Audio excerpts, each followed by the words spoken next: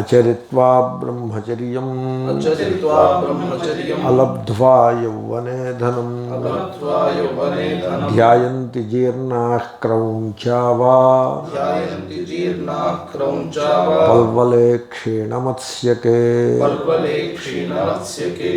అటువంటి ఆ ప్రాణశక్తి అది ఎంత గొప్పదంటే అది సర్వవ్యాపకమైన ప్రాణశక్తి ఒక మానవ దేహంలో ప్రకటమవుతూ తన విభూతిని ప్రదర్శిస్తూ ఉన్నది. దానితోటి వీడికి ఏమైనా సంబంధం ఉందా? Did he ever understand it and commune with it? No, దాంతో సంబంధం లేదు. ఎంతసేపు డిగ్రీ, భార్య, పిల్లలు, ఉద్యోగము, డబ్బు, ఇన్సూరెన్సు, వృద్ధాప్యము, దుఃఖములు, పాత జ్ఞాపకాలు, వాటిని తలచుకొని నీరసపడుతూ ఉండడము, ఆఖరికి ఆ ఎండిపోయిన చెరువులో బక్క చెక్కిన కొంగ వలె తిండి తిప్పలు లేకుండా దేహాన్ని త్యాగం చేయడం, అదే జీవితం అంటే. What you see the contrast. పక్షులు చూడండి, అవి వాటి వృద్ధాప్యం మనం ఎరుగుదమా? ఎరగం. మనకు తెలుసున్నదల్లా ఆ పక్షులలో ఉండే జీవశక్తి యొక్క విభూతే మనకు కనపడుతూ ఉంటుంది. ఆ మహిమయే మనకి దర్శనమిస్తూ ఉంటుంది. పక్షులు, తొండలు, ఉడతలు, చేపలు అవి ఏం వృద్ధాప్యం అనుభవిస్తున్నాయి, ఏమి నిరుత్సాహం, ఏమీ తెలియదు మనకి. వాటిలో ఉండే ఆ మహిమయే మనకి దర్శనమిస్తూ ఉంటుంది. మనిషి అలా ఎందుకు లేడు?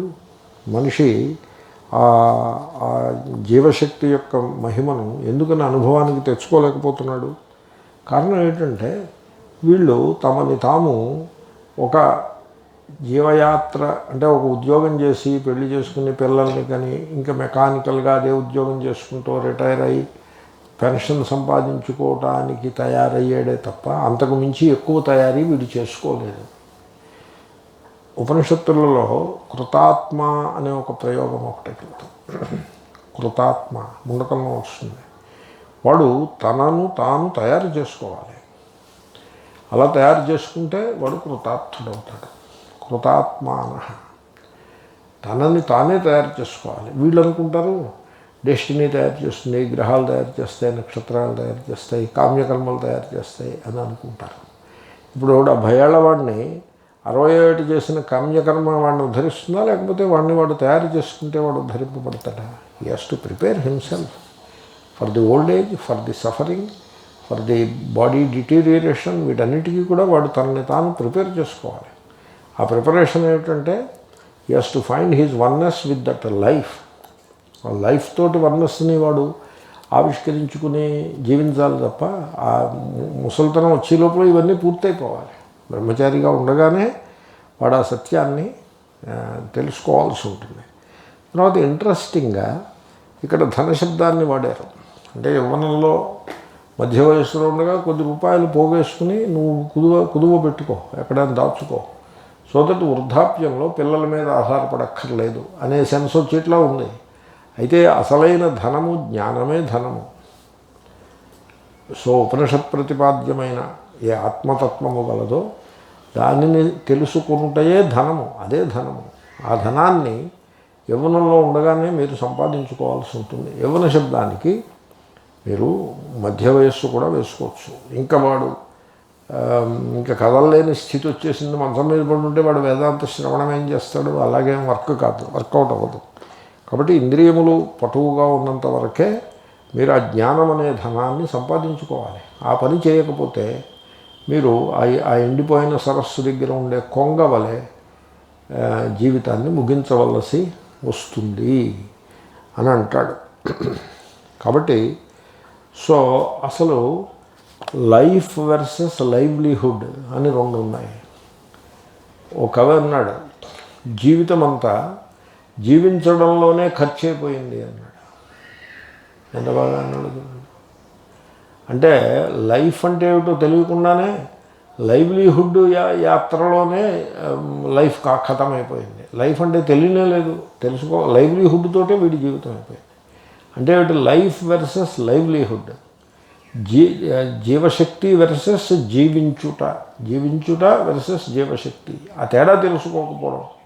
జీవించుట అన్నది very superficial thing it is, and it is very personal, limited. వేరే జీవశక్తి అన్నది very deep, and very universal it is. ఆ జీవశక్తిని, అదే పరమాత్మ, ఆ జీవశక్తియే పరమాత్మ. హిరణ్య గర్భుడు మీ లోపల ప్రకాశిస్తూ ఉన్నాడు. అది తెలుసుకోకుండా జీవించడమే పరమ లక్ష్యం అన్నట్టుగా పెట్టుకుని ఏవో ఇక్కడో రిచువల్ చేసి మేము దేవుణ్ణి సంతోషపెట్టేసాం, ఇంకా వీఆర్ రెడీ ఫర్ హెవెన్ అన్నట్టుగా కూర్చుని, రెడీ ఫర్ హెవెన్ అన్నవాడు ఎలా ఉండాలి? రెడీ ఫర్ హెవెన్ అన్నవాడు ఎలా ఉండాలి? ఎంత ఉత్సాహశక్తితో ఉండాలి? రెడీ ఫర్ హెవెన్ అన్నవాడు మంచం మీద కథలు లేకుండా పడున్నాడు అంటే what kind of ready for heaven it is. But that is how rituals say. ఇది సోమయాజి ఇది రెడీ ఫర్ హెవెన్. సరే, రెడీ ఫర్ హెవెన్ నిజమే. మరి ఇప్పుడు ప్రస్తుతం ఇంకా హెవెన్కి వెళ్ళలేదు కదా, ఇక్కడే ఉన్నాడు కదా. ఎలా ఉన్నాడు అంటే పాత కుక్కి నూలక మంచంలో ఆ గొయ్యలో పడి ఉన్నాడు కదలలేకుండా. ఎవరైనా నోట్లో 2 ఉద్ధరణ నీళ్లు పోస్తే ఉంది, లేకపోతే లేదు. అలా ఉన్నాడు, ready for haven. What a contrast it is, what a misfortune. మీకు కర్మకాండ ఏం చేస్తుందంటే ఈ పాత నులక మంచం కుక్కి మంచంలో పడి దుఃఖాన్ని అనుభవిస్తున్న దీని గురించి ఏం మాట్లాడదు కర్మకాండ. చచ్చిపోయాక వచ్చే హెవెన్ గురించి ప్రామిస్లు చేస్తుంది. ఇప్పుడు జీవితం, వృద్ధాప్యంలో జీవితం సంతోషంగా ఉండాలి, దానికి నువ్వేం ప్రిపేర్ చేసావు అనేది చెప్పదు కర్మకాండ. ఎందుకంటే ఫలం అనేది భవిష్యత్తులోనే ఉంటుంది, వర్తమానంలో ఏమీ ఉండదు. What a misfortune it is. So ఈ విధంగా ఈ వృద్ధులు లైఫ్ వర్సెస్ లైవ్లీహుడ్ తేడా తెలుసుకోలేకుండా జీవితాన్ని వ్యర్థం చేసుకుంటున్నారు. లైవ్లీహుడ్ అంటే ఏమిటండి? చెప్పిందే చెప్తూ ఉంటాం. లైవ్లీహుడ్ అంటే ఏమిటండి? ఉద్యోగం, డబ్బులు, భార్య, పిల్లలు, ఇల్లు, వాకిలి, పెన్షను, ఇన్సూరెన్సు, ఇంకా అంతకంటే ఉంది లైవ్లీహుడ్ అంటే. అదే లైఫ్ అంటే ఏమిటండి? లైఫ్ అంటే stars, galaxies, birds, rivers, trees, moon, sun, all life forms on earth. That is what life is. Life అంటే పేదవాళ్ళు లైఫే, ధనవంతులు లైఫే, both poor and rich. That is what life is. మనం లైవ్లీహుడ్లో పడిపోయి లైఫ్ అంటే ఏమిటో తెలియకుండా అయిపోతూ ఉంటాము. తర్వాత మనస్సులో దాగి ఉన్న దుఃఖములు, అసూయలు, తర్వాత ఈర్ష్యలు, మనస్సులో దాగి ఉన్న గతకాలీన అనుభవములు, వాటి వలన సృష్టింపబడే చింతలు. ధ్యానము అంటే చింత, అంటే పాత గుర్తులు తెచ్చుకుని దుఃఖిస్తున్నాడని అర్థం. ఇవన్నీ కూడా లైఫ్లో భాగమే, అవన్నీ కూడా లైఫే. బట్ అవి మాత్రమే లైఫ్ కాదు. Life is a lot more than all that.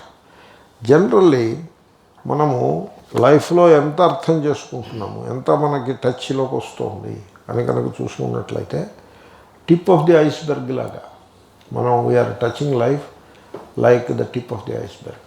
అంటే ఏమిటి? ఏదో డిగ్రీ సంపాదించడం, పెళ్లి చేసుకోవడం, పిల్లల్ని కన్నా, ఉద్యోగము, ముసలితనము, ఏవో 1-2 రిచువల్స్, చచ్చిపోవడము. This part only we are looking at life. Livelihood is also part of life, but only that much we know. But below that there is so much of life. ఎంతంటే life, what you are in the depths is what all this universe is. అంత depth ఉంది దానికి, అంత depth. And what life is అంటే నువ్వు ఏ దేవుళ్ళని కొలుస్తున్నావో ఆ దేవుళ్ళ యొక్క సారమంతా కూడా లైఫే. అది లైఫ్ యొక్క గ్లోరీ. ఇది ఎంతమంది తెలుసుకుంటారు? ఏదో కాశీ వెళ్ళి, తిరుపతి వెళ్ళి దేవుణ్ణి కొలిచొద్దామని అనుకుంటాడు తప్ప, మనం ఏ దేవుణ్ణి బయట కొలుస్తున్నామో ఆ దేవుడు వాస్తవంలో ఈ లోపల లైఫ్ ప్రాణశక్తి రూపంగా ప్రకాశిస్తూ ఉన్నాడు అని ఎంతమంది తెలుసుకుంటారు? అవేమీ తెలుసుకోకుండా ఉద్యోగం సంపాదించడం, పిల్లలు, తర్వాత యంత్రాల్లాగా బతికేయటం. ఫైనల్గా వృద్ధాప్యంలో ఇక్కడ ఓ పదాన్ని వాడారు, ధ్యాయంతి అనే పదాన్ని వాడారు. ముసలి వాళ్ళు ఎప్పుడూ ఆలోచనల్లో ఉంటారు. వాళ్ళు ధ్యేయ చింతాయా, మెడిటేషన్ అని కాదండి, ఎప్పుడూ ఆలోచనల్లో ఉంటారు. వాళ్ళు ఏదో అలా ధ్యానం చేసుకుంటారు. ధ్యానం అంటే ఆ మెడిటేషన్ కాదు, ఏవో ఆలోచించుకుంటూ కూర్చుంటారు. ఎందుకని? వాళ్ళకి గతకాలపు స్మృతులు, వాటిల్లో ఉండే దుఃఖాలు, ఫెయిల్యూర్స్, అవన్నీ కనపడతాయి. నేను పండితుడిని ఎరుగుతాను. మహాపండితుడు, పిఠాపురం వ్యాకరణ పండితుడు. పిఠాపురంలో వ్యాకరణ పరీక్ష ఇచ్చాడంటే ఆయన ఇంకా వ్యాకరణంలో పాడిన తర్వాత మళ్ళీ ఆయనే. అయితే స్వాతంత్ర్యం వచ్చిన తర్వాత ప్రభుత్వం ఏమన్నారంటే ఈ పిఠాపురం సంస్థానం కలిసిపోయింది, యూనియన్లో కలిసిపోయింది. 580 సంస్థానాల్లో ఎన్నో కలిసిపోయాయి కదా, వాటిల్లో పిఠాపురం సంస్థానం ఒకటి. కాబట్టి ఇంకా ఆ సర్టిఫికెట్లో అవి మాకు అంగీకారం కాదు, మీరు బిఏ పాస్ అవ్వాల్సి ఉంటుంది, మీకు ఉద్యోగం కావాలంటే బిఏ పాస్ అవ్వాలి అని అప్పట్లో మెకాలే ఎడ్యుకేషన్ మోడల్. స్వాతంత్ర్యం వచ్చిన తర్వాత కూడా అదే ఉందిగా, అలాగా ఒక రూల్ ఉందన్నమాట. బిఏ పాస్ అయ్యి ఉండాలి. బిఏ సాంస్క్రిట్ పాస్ అయ్యి ఉంటే మీకు హై స్కూల్లో టీచర్ పోస్ట్ దొరుకుతుంది. పిఠాపురం వ్యాకరణం నేను పండితుడిని అంటే వాళ్ళు దరిదాపులకి రానివ్వరు. ఆ పరిస్థితి వచ్చింది. ఈ పిఠాపురం పండితుడు ఆయన ఈ బిఏ గురించి, ఆ బిఏ ఏమిటి, మనం మన మన ప్రాచీనం ఇది అది అని ఏదో పెట్టుకుని సోమరిధనం కారణంగా ఆ బిఏ పరీక్షకు వెళ్ళలేదు. ఆయన బిఏ పరీక్షకు అప్లై చేసుకుని ఆ బిఏ పరీక్ష రాసేసి వస్తే చాలు, ఆయన రాయగలుగుతాడు. He can write all of it. వీడు ప్రిపేర్ చేసుకోలేదు తనను. దాంతో పెద్ద వయసు వచ్చేప్పటికి భయపడుతూ బతుకుతాడు. భయం దేనికి? ఈ శేష జీవితం అలా గడుస్తుందో, చచ్చిపోయిన తర్వాత ఏమవుతుందో, తర్వాత యాంగ్షియస్గా బతుకుతాడు. నేనేదో దృష్టాంతం చెప్తున్నాను. ఆయన పిఠాపురం పరీక్ష, ఆయన బిఏ పరీక్ష రాయలేదు. ఆయన కొలికి హోతున్నాడు, పిఠాపురం పరీక్షలో ఫెయిల్ అయ్యాడు. బిఏ పరీక్ష రాశాడు, అప్లికేషన్ పెట్టాడు బిఏకి. వాళ్ళు సంవత్సరానికి ఒకసారి పరీక్ష పెట్టి హాల్ టికెట్ పంపించారు. వీళ్ళు హాల్లో కూర్చొని వాడు ఇచ్చిన ప్రశ్నపత్రం చూసుకుంటే ఏముంది, ఇవన్నీ తెలుసున్నవే రాశాడు. బిఏ 3rd క్లాస్లోనూ 2nd క్లాస్లోనూ పాస్ అయిపోయాడు. పాస్ అయిపోతే అప్పుడే హై స్కూల్ ఒకటి పెట్టారు. అక్కడే హై స్కూల్లో తెలుగు సంస్కృత పండితుడు, తెలుగు పండితుడు కావాల్సి వచ్చింది. మీరు 2 చెప్పేయగలడు ఈయనకి వెంటనే అపాయింట్మెంట్ ఇచ్చారు. ఇద్దరు సమకాలీనులు, ఒకే వయస్సు. పెద్ద వయస్సు వచ్చేప్పటికి రాజమండ్రిలో ఈ బిఏ పాస్ చేసిన ఆయన పెద్ద బంగళా కట్టుకుని సొంతింట్లో భార్యా పిల్లలతోటి ఆనందంగా ఉన్నాడు. ఈ పిఠాపురం పరీక్ష పాస్ అయిన ఆయన ఆ బిఏ ఆయన కంటే 4 రెట్లు పెద్ద పండితుడు. ఈయన ఒక మాట చెప్పాలంటే పిల్లా పీచు లేకుండా అద్దె కొంపలో అద్దె కట్టండి అని వాళ్ళు హింసిస్తుంటే కట్టడానికి డబ్బులు లేక భయపడుతూ భవిష్యత్తు ఏమవుతుందో అని బెంగ పెట్టుకొని చచ్చిపోయాడు. చచ్చిపోయే ముందు ఆయన ఈ బిఏ వాడిని చూసి అసూయపడేవాడు. వీడు నాకు వచ్చినంత సంస్కృతంలో వీడికి 4వ వంతు రాదు, కానీ వాడు బంగాళాలో ఉన్నాడు. ఆ రోజుల్లో బంగాళా అంటే ఈరోజు కోట్ల రూపాయల విలువ. రాజమండ్రిలో నేను ఈ కుక్కి నులక మంచం మీద పడున్నాను, నేను మహాపండితుడిని, పిఠాపురం పండితుడిని అని ఆయన అసూయతో బతికేవాడు. ఈ నేచర్ కూడా, విధి కూడా చాలా కఠోరమైనది. పిఠాపురం పండితుడి గతికి బిఏ హాఫ్ బిఏ పాస్ అయిన వాడి గతికి చూడండి. మహావిద్వాంసుని ఎవడు వాడి కేసు కూడా చూడరు. ఈ హాఫ్ బేక్డ్ వీళ్ళు ఆ టీవీల్లోకి వచ్చేసి పద్యాలు అవి చదివేస్తూ మూర్ఖంగా ఈ స్టాండప్ కామెడీ అంటూ ఏదో ఉంటుంది. వాడంత మూర్ఖుడు వాడే కానీ ఇంకొకటి ఉన్నాడు. వాడి విజ్ఞానం ఎంత జీరో, కానీ వాడు ఎక్కువ డబ్బులు సంపాదిస్తూ ఉంటాడు. మంచి పూర్ణ విజ్ఞానం గలవాడు ఎక్కడో మూల తిండి తిప్పలు లేకుండా పడి ఉంటాడు, జేబులో రూపాయి కూడా లేకుండా. విధి చాలా కఠోరమైనది. కాబట్టి వీళ్ళు ఆ వృద్ధాప్యంలో దుఃఖంతో, భయంతో, ఆదుర్ద, యాంగ్జైటీతోటి, లైఫ్ అన్నా భయమే, చావన్నా భయమే, ఆ రకంగా చచ్చిపోతారు. What a misfortune. నిజానికి ఆ టైం వచ్చేప్పటికి జీవితము యొక్క, అదే జీవశక్తి యొక్క మహిమను అర్థం చేసుకుని ఈ దేహము యొక్క వృద్ధాప్యమునకు అతీతంగా ఆ పూర్ణ ఆత్మతత్వమునందు నిలిచి ఉండడం అనే జీవన్ముక్తావస్థ ఎంత గొప్పదో కదా. అది లేకుండా వీళ్ళు ఇలాగే ఉండిపోతారు. ఎందుకంటే దానికి వీళ్ళు తమని తాము ప్రిపేర్ చేసుకోలేదు. That's why they did not prepare themselves for that. అచరిత్వా బ్రహ్మచర్యం అలబ్ధ్వా యౌవనే ధనం.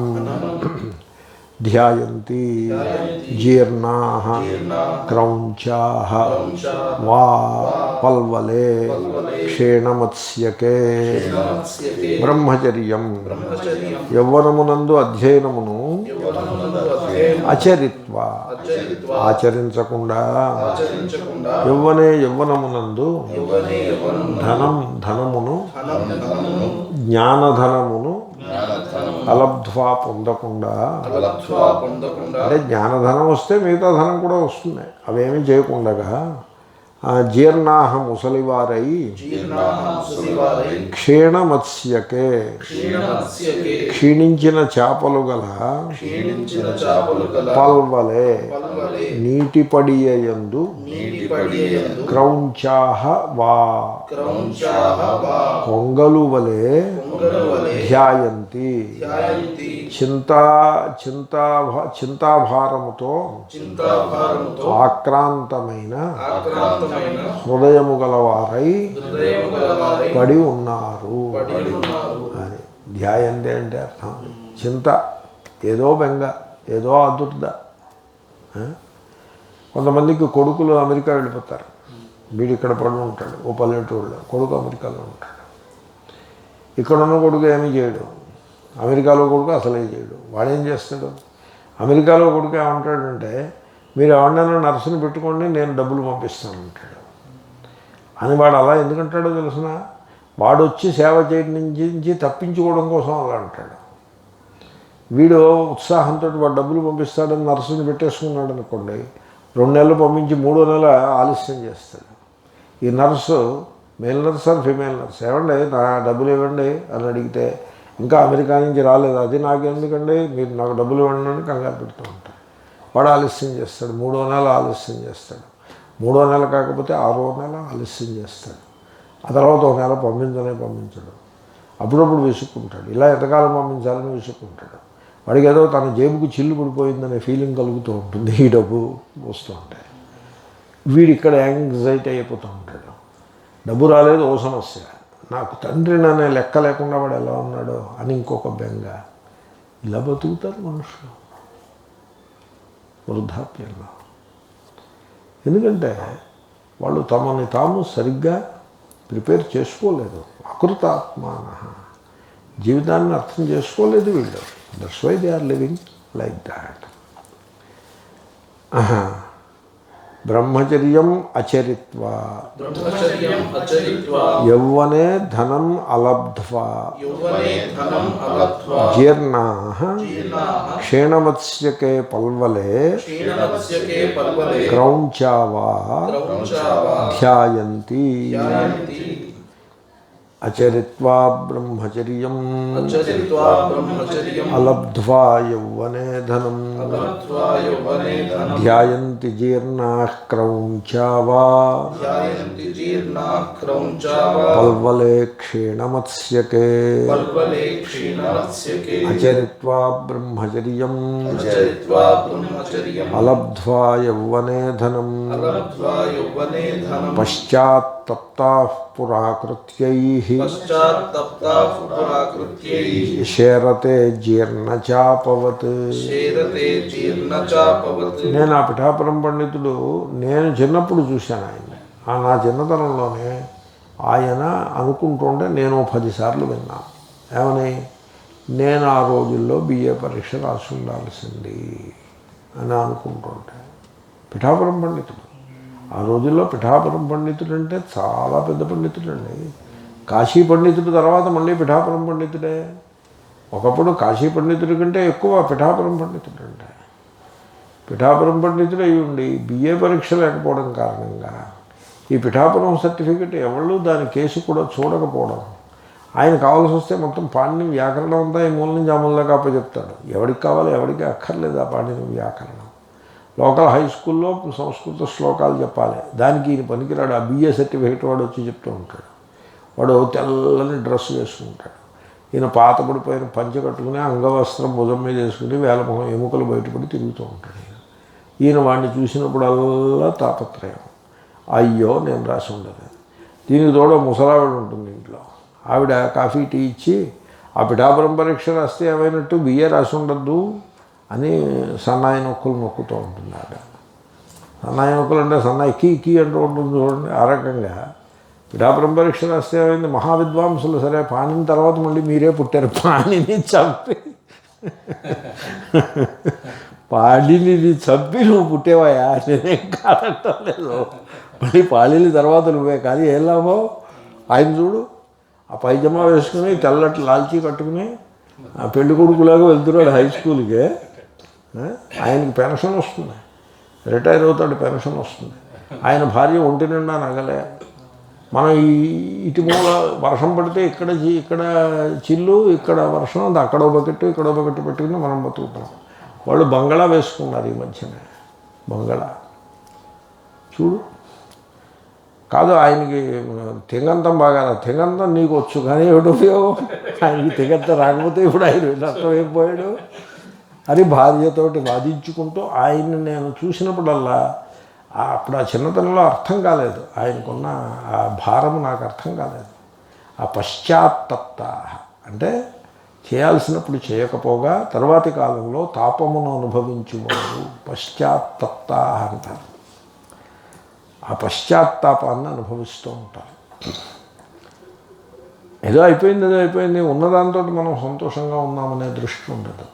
ఈ ఉన్నదానిని మనం పరిశీలిద్దాము, ఇంకొకళ్ళతోటి కంపారిజన్ పెట్టుకోవద్దు అనే ఇటువంటి వివేకము హఠాత్తుగా 80 ఎక్కడి నుంచి వస్తుంది, అది తొలి నుంచి తెచ్చుకోవాలి.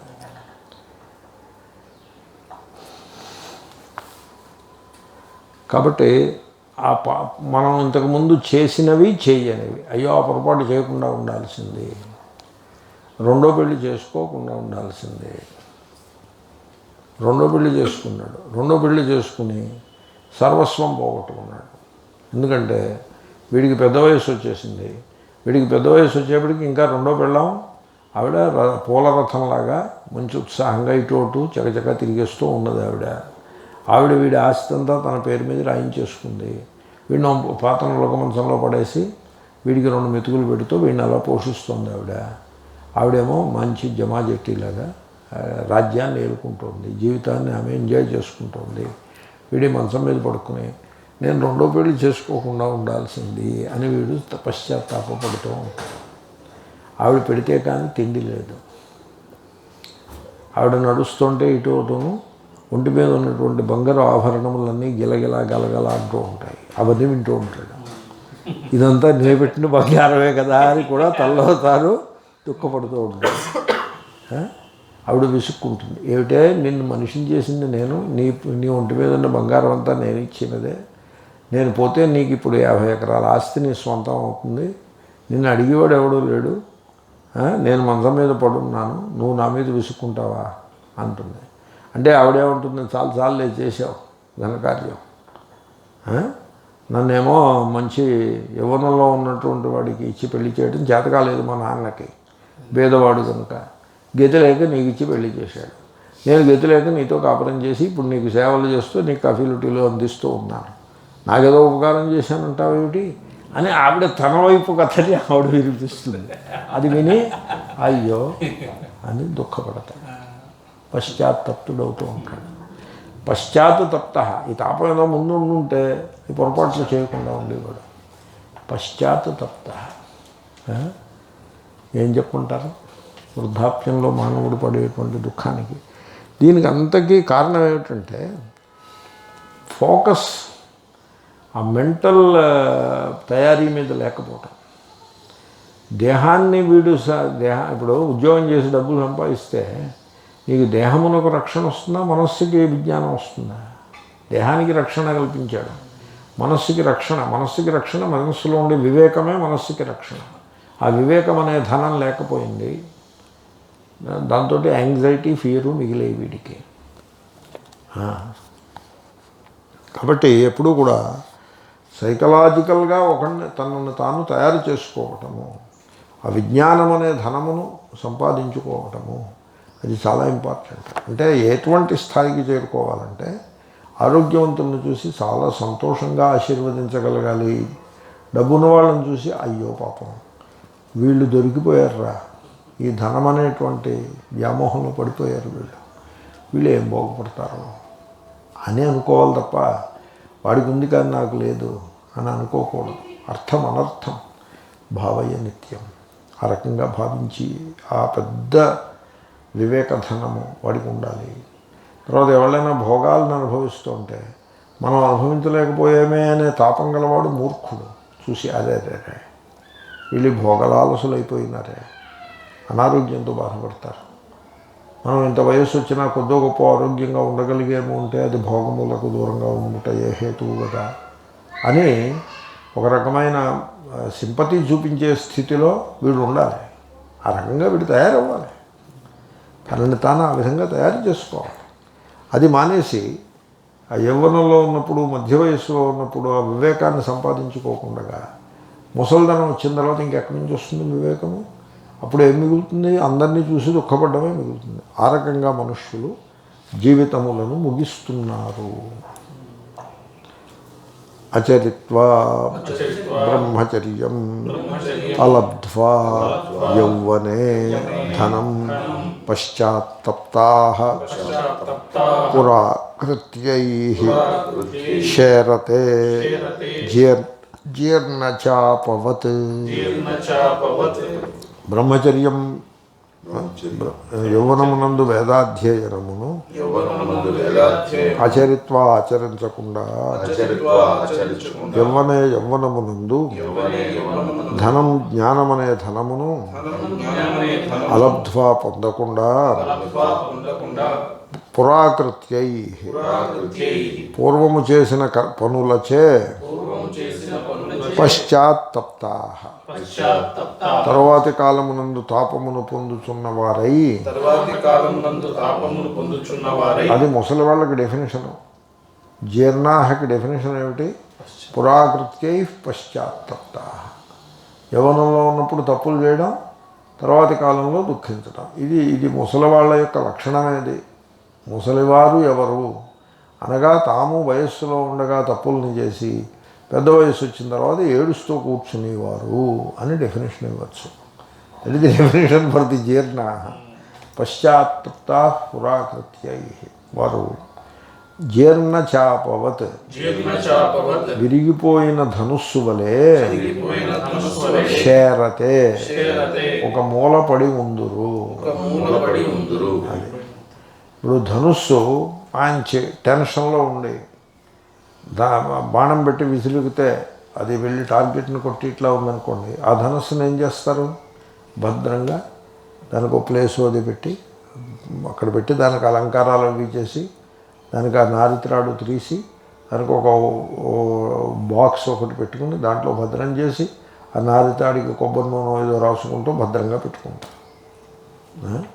విరిగిపోయిన ధనుస్సు అనుకోండి, ఏం చేస్తారు? ఆ పాత కొట్టు ఉంటుంది. ప్రతి కొంపలోనూ పాత సామాన్లన్నీ పారేసే కొట్టు ఒకటి ఉంటుంది, దాంట్లో పారేస్తారు. నేనేం చేస్తానంటే ఈ రూమ్లో ఆ తలుపు తీస్తే ఒక కొట్టులాగా ఉంటుంది, దాంట్లో పారేస్తే తీసుకెళ్ళి అక్కర్లేని అక్కడ విసిరేస్తా.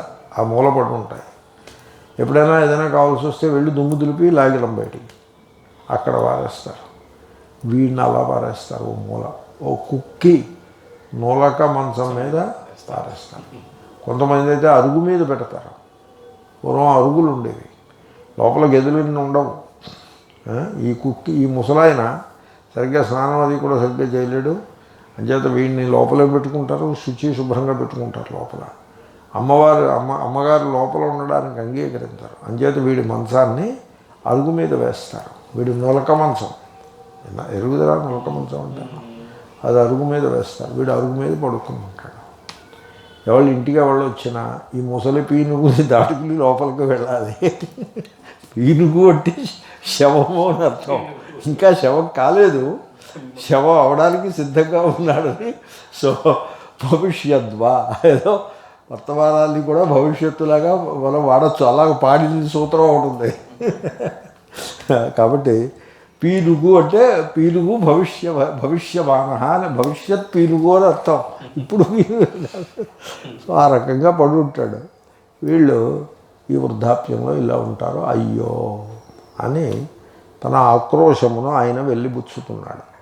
మరి అయితే ఇప్పుడు ఏం చేయాలి? దీనికి ఈ పాఠానికి సందేశం ఏమిటి? Number 1, heal your body, keep your body fit. Eat properly, do exercise, yoga and pranayama, asana and pranayama, do exercise also, and eat properly, keep yourself fit as much as you can, number 1. Number 2, ఆత్మానాత్మ వివేకమును గట్టిగా సంపాదించుకుని సంసారాసక్తిని ప్రక్కన పెట్టి ఆత్మస్వరూప విచారము చేసుకుంటూ నువ్వు ఉండు. ఈ 2 పనులు, heal the body and heal the mind, ఈ 2 పనులు చేసుకో. ఈ జర అనేటువంటి దోషము, ఈ శాపము నీకు ఉండదు అని సందేశం. ఇది జరావర్గ ఏకాదశ. ఓం పూర్ణమద పూర్ణమిదం పూర్ణాత్ పూర్ణముదచ్యతే పూర్ణస్య పూర్ణమేవావశిష్యతే. ఓం శాంతి శాంతి శాంతి. శ్రీ గురుభ్యో నమః. హరి ఓం. श्रुतिस्मृतिपुराणानामालयं करुणालयं नमामि भगवत्पादशङ्करं लोकशङ्करम्. ओं नमस्तस्मै भगवते अरहते सम्यक् सम्बुद्धाय अचरित्वा ब्रह्मचर्यम् अलब्ध्वा यौवने धनम् ध्यायन्ति जीर्णाः क्रौञ्चावा पल्वले क्षीणमत्स्यके. చాలా చిత్రమైన శ్లోకం. ఇటువంటి శ్లోకమే తరువాతది కూడా. అక్కడతో జరావర్గము పూర్తవుతుంది. వృద్ధుల గురించి చెప్తున్నాడు. ఈ వృద్ధులు ఉన్నారే, జీర్ణం అయిపోయి ఉంటారు. జీర్ణం అయిపోవడం అంటే అన్నీ కూడా పార్ట్లన్నీ కూడా అరిగిపోయి ఉంటాయి, అది జీర్ణం అవడం ఉంటాయి.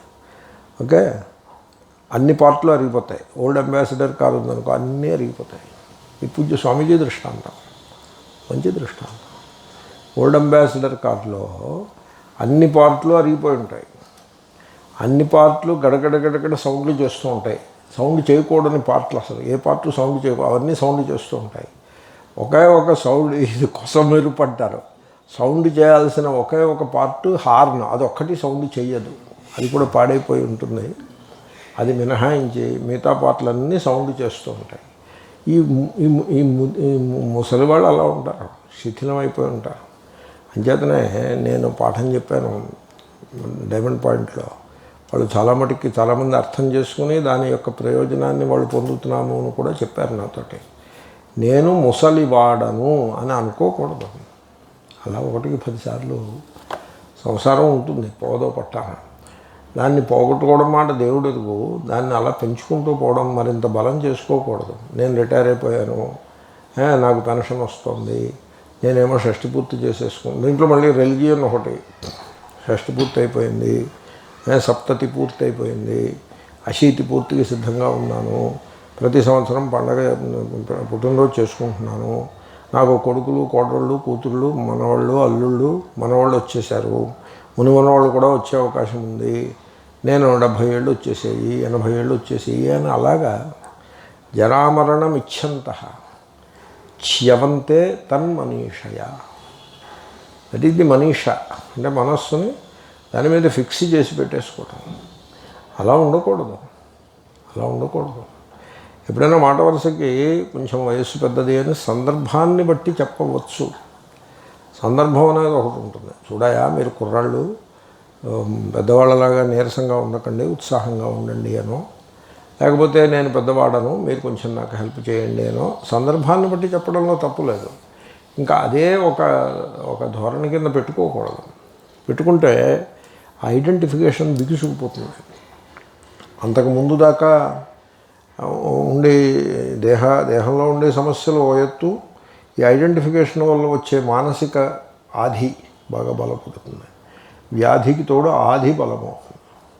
క్యాన్సర్ పేషెంట్స్కి ఈ రోజుల్లో వాళ్ళ సమస్య ఆధియే, వ్యాధి కాదు. వ్యాధిని వీళ్ళు జయించేశారు, వ్యాధిని పట్టేసుకుని జయించి పారేశారు. వ్యాధిని వాళ్ళేమీ పీడన కలగనివ్వట్లేదు. ఇంకా పాతకాలం వాళ్ళు ఆయుర్వేదం మందులు, హోమియోపతి మందులు అని కొంతమంది పట్టు కూర్చుంటారు.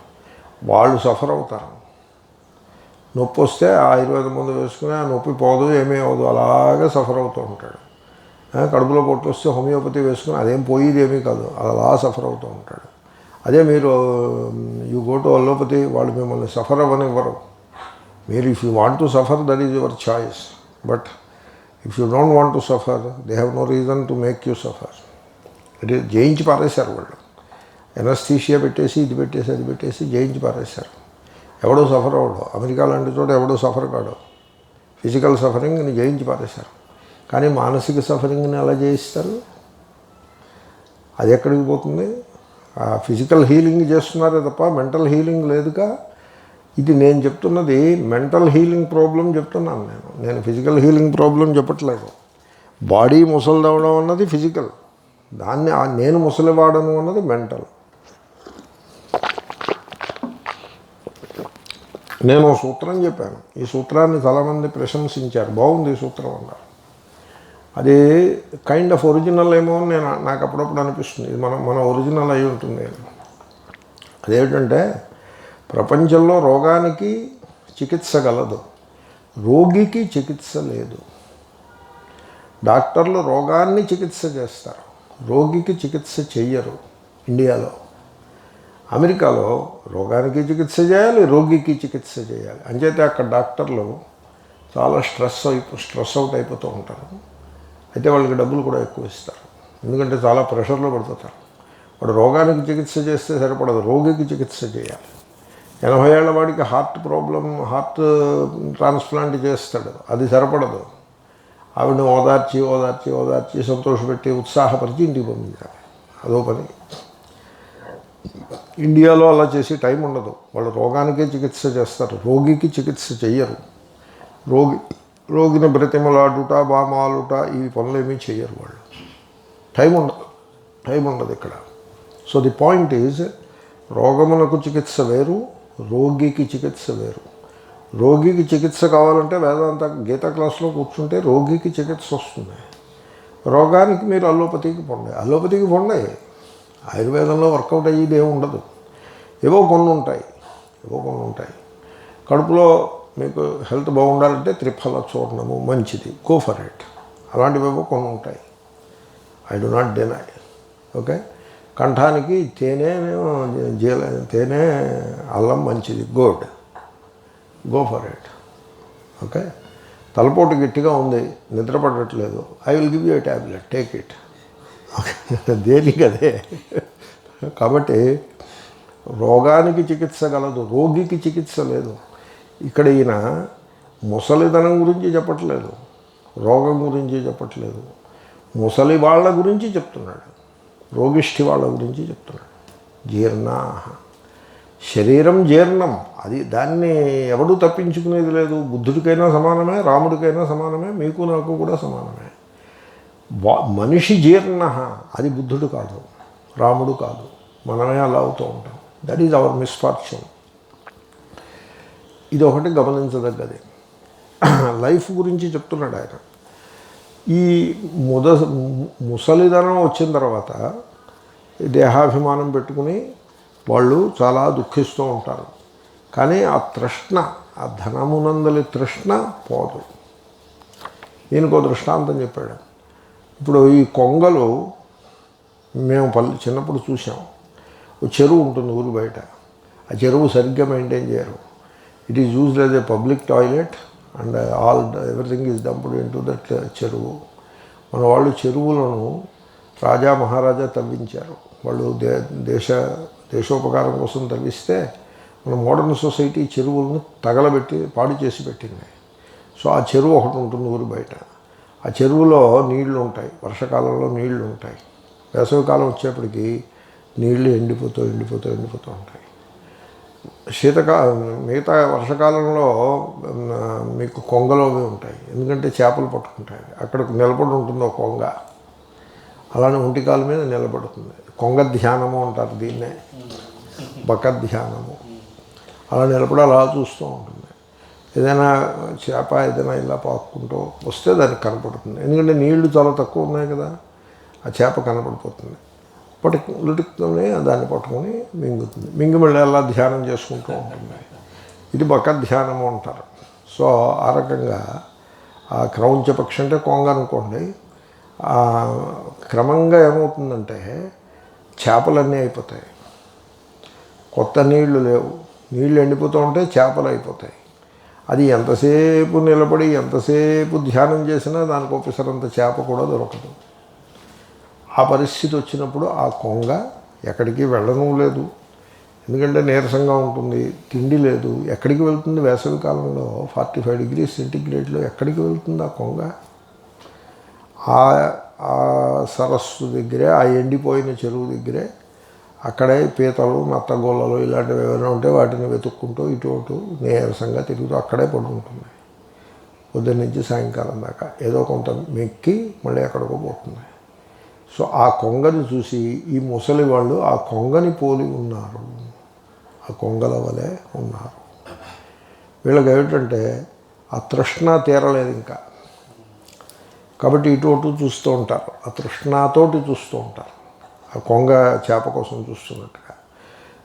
చేపలు లేవు, అలాగే వీళ్ళ తృష్ణ తీరే ఉపాయం కూడా ఉండదు. అలా వేలముఖం వేసుకుని చూస్తూ నీరసంగా నిరుత్సాహంగా పాత జ్ఞాపకాలన్నీ పెట్టుకుని ఆ జ్ఞాపకాలతో సతమతమవుతూ మరణిస్తారు. నేనంటాను, బయోగ్రఫీలు, ఆటోబయోగ్రఫీలు రాయకపోవడం మేలు అని అంటాను. ప్రతి వాళ్ళు ఆటోబయోగ్రఫీలు రాసుకున్నట్లయితే సరే, వాడు జీవితంలో ఏదో సాధించిన వాడు, పెద్ద వయస్సులో కూడా ఉత్సాహంగా జీవించిన వాడు ఆటోబయోగ్రఫీ రాసుకున్నాడు అంటే వీ కెన్ అండర్స్టాండ్. పెద్ద వయస్సు వచ్చేప్పటికీ వయస్సులో చేసినటువంటి పొరపాట్లు ఇవన్నీ కూడా పైలప్ అయ్యి ఆ దోషములన్నీ జమయ్యి వీడికి దుఃఖాలన్నీ పెరిగి వీడిని పట్టించుకుని వాడు ఎవడూ లేకుండా ఒక దీనమైన చావులో వైపు వీడు పయనిస్తూ ఉన్నప్పుడు కూర్చుని ఆటోబయోగ్రఫీ రాసాడనుకో, అది రాయకపోతేనే మంచిదేమో అని అనిపిస్తుంది. నాకు అలా అనిపించింది. మహాకవి ఒక ఆయన ఉండేవారు, మంచి కవి, కానీ ఆయన బ్రతుకుండగా ఆయనకంత పేరు ప్రఖ్యాతులు రాలేదు. తర్వాత ఆయన బ్రతుకున్నంతకాలం కవిత్వానికి డబ్బులు ఎవడిస్తాడండి? ఆయన ధనంతో ఇబ్బంది పడుతూనే ప్రాణాలను త్యాగం చేశారు. పిల్లలు కూడా లేకుండేది, సంతానం లేదు, కాబట్టి పిల్లలు ఏదో చూస్తారు అనేటువంటి ఆశ లేదు. ఆ భార్య సేవ చేస్తూ ఉండేది. ఆయన పుణ్యం వల్ల భార్య కంటే ముందు పోవడమే ఆయన పుణ్యం. ఆయన పడ్డ కష్టాలు అన్నీ కలిపి ఓ పుస్తకం ఒకటి రాశారు. ఆ పుస్తకంలో తన జీవిత చరిత్రతో పాటుగా మేళవించి అనేకములైన సాహిత్య విషయములను అవన్నీ కూడా రాశారు. కాబట్టి ఆ పుస్తకం చదివితే మీకు ఆంధ్ర సాహిత్యం గురించి, ఆనాటి సాహిత్యం అంటే స్వాతంత్ర్యానికి ముందు ఉండే తెలుగు సాహిత్యం గురించి మీకు ఒక చక్కని అవగాహన కలుగుతుంది. ఆనాటి నాటకములు, పురాణములు, తర్వాత హరికథలు, అవధానములు, వీటన్నిటి గురించి కూడా మీకు ఒక చక్కటి అనుభవం, ఒక నాలెడ్జ్ మీకు కలుగుతుంది. దాంట్లో అవన్నీ వస్తాయి. దాంతోపాటుగా ఈయన జీవిత చరిత్ర కూడా వస్తూ ఉంటుంది. ఆ పుస్తకం అంతా ఈ మూల నుంచి ఆ మూల దాకా చదివి నేను మనస్సులో కష్టపెట్టుకున్నా, అయ్యో పాపం అని. చిట్ట చివరికి వచ్చేప్పటికీ ఆయన చాలా దీనమైనటువంటి జీవితాన్ని గడపాల్సి వచ్చింది. అలాగనే దేహత్యాగ పక్షవాతం ఏదో వచ్చి కదలకుండగా భార్య చేసిన సేవలను అందుకుని, అయ్యో ఈ భార్యకి మనం ఏమీ ఇవ్వలేకపోయినాము, బతికున్నప్పుడు ఆమెను సుఖపెట్టలేకపోయినాము, సంతానం కూడా ఇవ్వలేదు, సంతానం కూడా కలగలేదు for whatever reason, and now I'm leaving her alone and she will live alone in this world. Who will take care of her? No properties left, no house is there, అద్దెంట్లో మకాము, ఎలాగా ఈ రోజు గడుస్తుంది అయ్యో అనేటువంటి ఒక దుఃఖంతో తాను కూడా దుఃఖపడి పక్షవాతంతో కష్టపడి ఆయన దేహత్యాగం చేశారు. అప్పుడు అనిపించింది నాకు, ఈయన ఆటోబయోగ్రఫీ ఎందుకు రాసినట్టు అనిపించింది. ఈ ఆటోబయోగ్రఫీ, ఒక కవి యొక్క ఆటోబయోగ్రఫీ ఎలా ఉంటే ఇంకా మామూలు సామాన్య జనుల యొక్క జీవితాలు ఎలా ఉంటాయో మీరు ఊహించండి. కనకాభిషేకం అందుకున్న కవియే అటువంటి దీనమైన అంతిమ జీవితాన్ని అనుభవిస్తే ఇంకా మిగతా సామాన్య జనులు, ఏదో 2-3 పిల్లలు ఉంటారు, ఆ పిల్లలు చెప్పిన మాట వినరు. They don't listen to your word. వాళ్ళ హడావిడిలో వాళ్ళు ఉంటారు, వాళ్ళు పట్టించుకోరు. వాళ్ళు పట్టించుకునేది ఎప్పుడంటే వీడికి ప్రాణం పోయింది అంటే వస్తారు, తద్దినం పెట్టాలి కాబట్టి వస్తారు అంతే. అంతవరకు వాళ్ళు వీడికేసి రారు. అనారోగ్యంగా ఉందంటే డాక్టర్ని మందులు ఇప్పిస్తాం, నేను పైసలు పంపిస్తాను, మీరు మందులు వేసుకోండి అని ఇలాంటి మాటలు మాట్లాడతారే తప్ప they don't do anything more than that. You cannot find fault with them also. ఎందుకంటే సంసారం అనే ఒక తారు డబ్బాలో మనమే కూర్చోలేదు, వాళ్ళు అలాంటి తారు డబ్బాలోనే కూర్చొని ఉన్నారు. లేకపోతే సంసారం అనే లంపటములో వాళ్ళు చిక్కుకొని ఉన్నారు. ఆ సంసారం నుంచి బయటకు వచ్చేటువంటి వెసులుబాటు వాళ్ళకి ఉండదు. వాళ్ళకి ఆ వెసులుబాటు ఉంటే వచ్చి పెద్దవాడికి సేవ చేస్తారు, వాళ్ళకి లేదా వెసులుబాటు. కాబట్టి ఆ పిల్లలు ఏదైనా సేవ చేస్తారేమో అని అలా ఎదురు చూడడం. నేను ఒక పెద్ద ఆయన ఎరుగుతాను, ఆయనకి 4 కొడుకులు. కానీ నెల వచ్చేప్పటికి 100 రూపాయలు పంపించేవాడు, ఒక కొడుకు పంపించేవాడు, 3వ కొడుకు పంపించేవాడు. మనీ ఆర్డర్ వచ్చేది 100 రూపాయలు వచ్చేది. దాంట్లో 99 రూపాయలు అట్టే పెట్టుకుని 1 రూపాయి పోస్ట్ మ్యాన్కి ఇచ్చేవారు వాడుకోవాలి. ఆ 99 తోటి ఆయన భార్య జీవించేవారు. పల్లెటూరు స్వాంతిల్లో నేను ఆయన కొంత శుశ్రూష చేస్తూ ఉండేవాడిని. ఆయన తర్వాత ఆ భార్య చెప్పిన మాట వినేది కాదు. ఆవిడకుండే అనారోగ్యం ఆవిడ ఏదో కొయ్యలాడుతూ కైలాడుతూ ఎప్పుడూ విసుక్కుంటూ సాధించుకుంటూ ఉండేది. ప్రశాంతంగా పడుండు, నన్ను శాంతంగా ఉండని అని ఆయన పాపం కష్టపట్టుకునేవారు. ఆఖరికి ఆయన దేహత్యాగం చేశారు, ఆవిడ కూడా పోయింది. ఆ తర్వాత పెద్ద మనుషులు ఇలా ఉంటారు. ఏమిటి నేను చెప్పిన దృష్టాంతాలు యవ్వనంలో కొద్దో గొప్ప కష్టపడి పనిచేసి కొంత పురుషకారాన్ని చూపించిన వాళ్ళ మాట. అది కూడా లేదు అనుకో, యవ్వనంలో చదువు సంధ్య ఏమీ లేదు. బ్రహ్మచర్యము ఉంటే వేదాధ్యయనం అని అర్థం చెప్పుకోండి మీరు. లేకపోతే యవ్వనంలో ఈ అమ్మాయిల వెంటబడి, ఈ భోగం మేళాల వెంటబడి, పూర్వకాలం అలా ఉండేది, భోగం మేళాలు ఉండేవి. ఆ భోగం మేళాలు వెంటబడ్డాం. ఆ భోగం మేళాలు వాళ్ళు చూపించేటువంటి ప్రోగ్రాం రాత్రి 10ంటికి ప్రారంభం అవుతుంది, తెల్లవారుజామున 5 దాకా వాళ్ళు ఆడతారు. వాళ్ళు పాట ఆట ఎవడో తెలిసిన రాధికా సాంత్వనం. శ్రీకృష్ణుడు రాధను వదిలిపెట్టి వెళ్ళిపోతే ఎవరో వచ్చి రాధని ఓదార్చడం, అది తెల్లవారులో. అది లేకపోతే గోపికి మంచినీళ్ళు తెచ్చుకుందుకు వెళ్తే శ్రీకృష్ణుడు ఆ కొండను పగలగొట్టడం, ప్రకాల నీలాబాడి అంటూ ఏదో పాటలు. అది దానికి భామా కలాపము అని పేరు. అర్థమైందా మీకు ఆ పదం? భామా కలాపము అంటే అంతా కూడా భామ గురించి ఉంటుంది. భామనే సత్యభామనే. తెల్లవారులు అదే వీళ్ళు పాడుతూ ఉంటారు. ఒక అందమైన అమ్మాయి, పెద్ద వయసు వచ్చేసినటువంటి భోగం వాళ్ళు పాడుతూ ఉంటారు కూర్చొని, తబలా ఎవరు పెట్టుకుంటారు.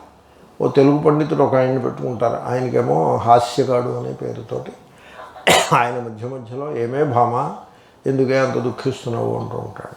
ఏం చేయమంటావు ఆయన, శ్రీకృష్ణుడితో ఇచ్చిన మాట తప్పాడు కదా అని ఆవిడేదో సమాధానం చెప్తుంది. మళ్ళీ పాట ప్రారంభం. తెల్లవారులు ఇదే ఉంటుంది, నేను చూశాను. ఇది what a program it is. How deep this wrong message has gone into the society అన్నదానికి ఈ ఆర్ట్ ఫామ్సే బెస్ట్ ఎగ్జాంపుల్. ఇవన్నీ కూడా అర్వాచీనములు, నిన్న కాక మొన్న బయలుదేరాయి. ఆ కృష్ణుడి కథలని ప్రచారంలో ఉన్న వాటిని, పురాణాల్లో ఉన్న వాటిని వీళ్ళు పెట్టుకుని ఎవడో ఒకడు మొదలుపెట్టాడు, అది కథ పోతూ ఉంటాం. ఆడియన్స్ని మీరు శివుడిని, బూడిదని, జటల్ని చూపించి మీరేం మెప్పిస్తారు? అందులో భోగం మేళాల వాళ్ళు పార్టిసిపేట్ చేయాలంటే కృష్ణుని యొక్క కలాపమే ఉండాల్సి ఉంటుంది. ఆ రకంగా చేస్తూ ఉంటారు. సో ఎనీవే, ఈ వృద్ధులు ఆ బ్రహ్మచర్యంలో ఈ భోగం మేళాలు వెంటపడ్డాం. అలాంటి వాళ్ళని కూడా ఎరుగుతున్నాను. వాళ్ళు చదువు సంధ్య ఉండేది కాదు. శాస్త్రి గారి దగ్గరికి వచ్చేప్పుడు శబ్దం చదివిన మాట కూడా పాపం కూడా ఉండేది కాదు. ఈ సినిమా హాళ్ళు, భోగం మేళాలు, హరికథల్లో దేనికి హరి మీద ప్రేమ కాదు, ఆయన హాస్యం బాగా చెప్తాడు. తర్వాత పాటలు అవి బాగా పడతాడు. బాబా వచ్చేటివి అదే పద్యం బాగా పడతాడు. అందుకోసం హరికథకి వెళ్ళాం. వీళ్ళ తలకాయ కాదు. అందులో పురుషార్థం అనేది ఎక్కడా ఏమీ లేదు. వీటి వెంట పడి చదువు సంధ్యలు లేకుండా రాత్రిల వారులు ప్రోగ్రాములు చూసి పొగలంతా పడుకొని నిద్రపోయి ఇలా ఏడిసిన వాడు పెద్ద వయసు వచ్చేప్పటికి ఎలా ఉంటాడు?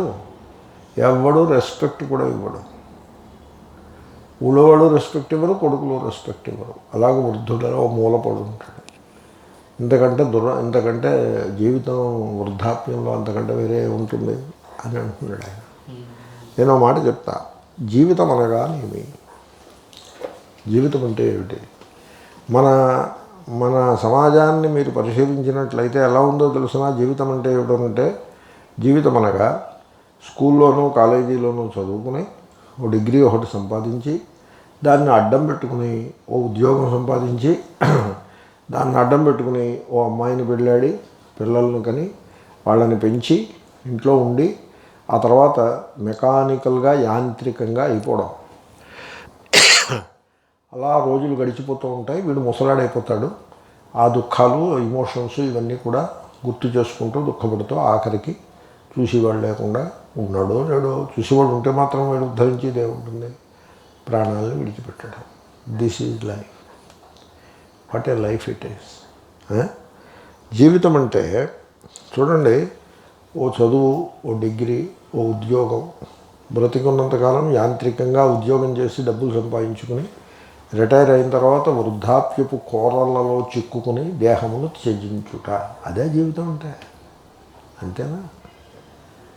లైఫ్ ప్రాణశక్తి లేదు, మరి జీవితము జీవ ప్రాణధారణే.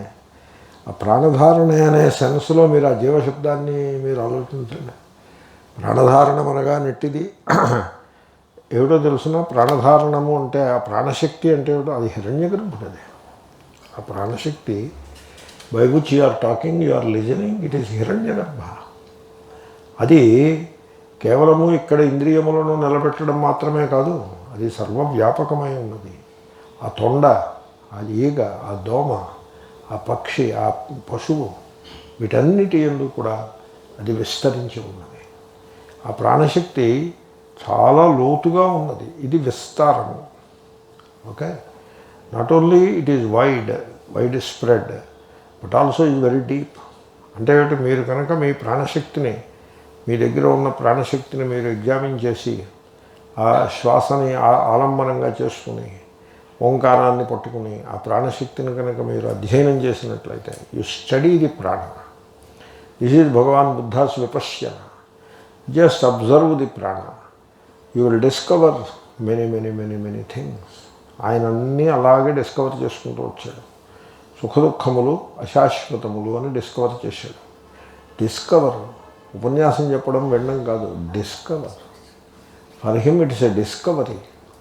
It is not a concept being around, floating around కొన్ని కాన్సెప్ట్స్ ఫ్లో అవుతూ ఉంటాయి. It is not like that. It's a discovery for him. Okay, తర్వాత దేహము క్షణికము, ఇట్స్ ఏ డిస్కవరీ. తర్వాత జీవితము మరణము, బ్రతుకు చావు రెండు కలిసే ఉంటాయి, రెండు విడివిడిగా ఉండవు. It's a discovery. ఆ ప్రాణశక్తిని కనుక మీరు ఎగ్జామిన్ చేస్తే there is so much to discover in it, so much depth to it.